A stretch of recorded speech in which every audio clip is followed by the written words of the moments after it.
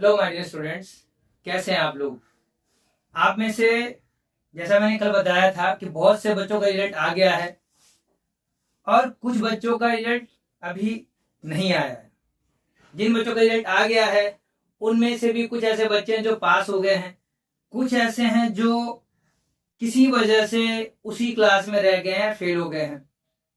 अब मैंने कल कहा था कि आपका एडमिशन NIOS बोर्ड से करवा दूंगा, जिससे कि आपकी पढ़ाई जो है कंटिन्यूटी में रहेगी।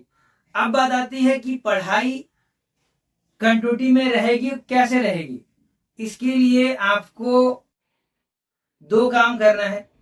पहला तो ये, जब आप एडमिशन लोगे तो आपको सब्जेक्ट ध्यान से सेलेक्ट करना है ताकि आप उसी सब्जेक्ट की पढ़ाई कर सको। आप जो भी सब्जेक्ट लोगे, सपोज करो आप 10th में हैं तो आप Hindi, English, maths, science, SST, painting और भी सब्जेक्ट ऐसे हैं जो आप सिलेक्ट कर सकते हो। जब आप फॉर्म फिल कर रहे होगे उस समय ये ऑप्शन आएगा, तो आप बड़े ध्यान, जो सब्जेक्ट आप पढ़ सकते हो वही आप सेलेक्ट करना। कई बार क्या होता है कि आप जल्दबाजी में कुछ ऐसा सेलेक्ट कर लेते हो जिसकी वजह से बाद में आपको पछताना होता है। कोशिश ये करना कि 6 सब्जेक्ट फिल करना है। दूसरी बात, अगर कोई 12th में है, 12th में तो आपको पता है स्ट्रीम अलग अलग हो जाती है। किसी को, कोई सपोज को 11th क्लास में था और इस बार आर्ट्स में वो फेल हो गया, वो चाहता है कि मैं साइंस से करूं, या साइंस में था, कोशिश ये है उसको कि मैं नहीं कर पा रहा हूं तो मैं साइंस की जगह आर्ट्स से कर लूं, कर सकता है। सब्जेक्ट ध्यान सेलेक्ट करना है।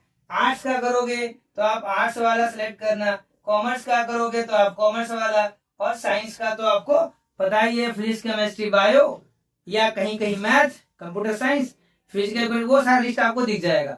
तो ध्यान से भरना है आपको फॉर्म।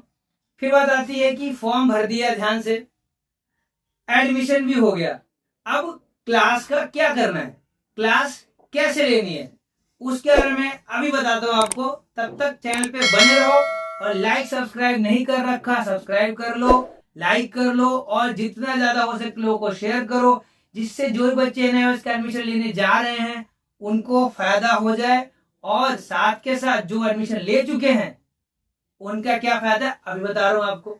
ध्यान से था कि सब्जेक्ट सेलेक्ट कर लिया, एडमिशन ले लिया, उसके बाद क्लास का क्या। तो यहाँ मैं आपको आपके सब्जेक्ट के हिसाब से आपको क्लास प्रोवाइड कराऊंगा, वो भी चैप्टर वाइज।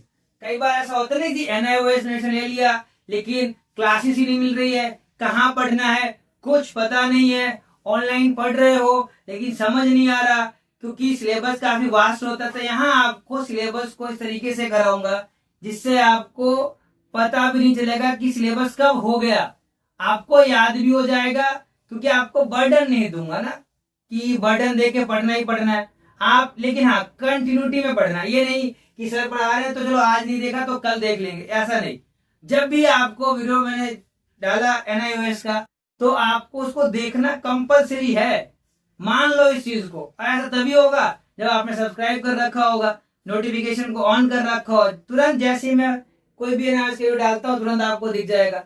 आपको अपडेट भी करता रहूंगा किसी कब आपके असाइनमेंट्स हैं, कब आपके प्रैक्टिकल होने वाले हैं। तो इसके लिए आपको एक काम तो करना ही होगा, सब्सक्राइब आपने कर रखा है, नोटिफिकेशन ऑन नहीं कर रखा, तो मैं यहाँ चैप्टर पे चैप्टर पढ़ाऊंगा लेकिन आपको वो चीज समझ में नहीं आ रही हो क्योंकि आपको पता ही चलेगा।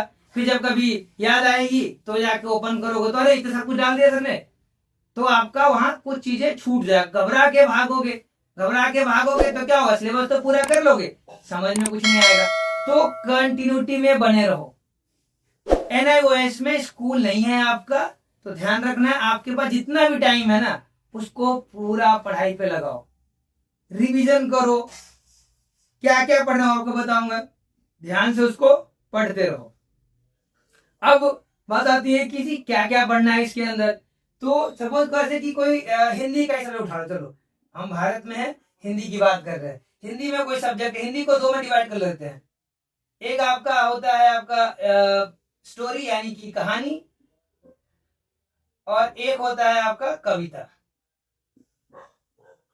तो इसको बेसिक से पढ़ेंगे जी। किस कहानी में क्या क्या याद रखना है, क्या मुझे सारा का सारा कहानी पढ़ना है, क्या मुझे सारी कविताएं याद करनी है, तो वही बताऊंगा, सिलेबस के साथ लिख के बताऊंगा, क्योंकि मैं आपके लिए मेहनत कर रहा हूं, तो आप अपने लिए तो कर ही लो। अगर आपको मैं यहाँ बताऊंगा क्या क्या पढ़ना है, तो आपको वही चीज पढ़ना है। एग्जाम में उससे बाहर से कुछ नहीं आएगा। अगर मैंने चैप्टर बोला है कि ये चैप्टर से क्वेश्चन आएंगे, तो उस चैप्टर से ही क्वेश्चन आएंगे, बाहर से, उस चैप्टर के बाहर से एक भी क्वेश्चन नहीं आएगा। अगर आया तो चैनल ही बंद कर दूंगा। बात समझ में आई? एनसीईआरटी कह रहा हूं, एनआईओएस जो है, एनआईओएस और एनसीईआरटी थोड़ा सा डिफरेंट हो जाता है। आप लोगों ने एनसीईआरटी पढ़ा है, एनआईओएस का भी देख लो। ध्यान से देखना, ध्यान समझना, लिखते रहना, जिससे कि कभी ऐसा हो कि वीडियो नहीं डाला मैंने, तो आप उसको रिवीजन कर सकते हो। क्लियर है? तो इसी उम्मीद के साथ मैं चैप्टर का बताना शुरू करूंगा, जिससे कि आपको याद है कि पहले आप तैयार हो जाओ कि जी हाँ जी स्टार्ट करने वाले हैं। मंडे को आपका फर्स्ट चैप्टर डालूंगा एनआईओएस का, तो आप ध्यान से देख लेना उसको कि क्या क्या चीजें हैं। सब्जेक्ट अगर आपका है तो वेल गुड, नहीं है तो कोई बात नहीं, देख लेना, क्या दिक्कत है। क्या पता किसी का उसको शेयर कर देना, जिससे कि उसको भी इसका फायदा हो जाए कि अरे चैप्टर है, क्वेश्चन है, मजा आ गया। ठीक है, पहले मैं आपको सिलेबस समझाऊंगा, फिर उसके बाद क्वेश्चन कराऊंगा। All the best for your NIOS journey, जिससे कि आपकी पढ़ाई बिल्कुल स्मूथली चल रही है। All the best.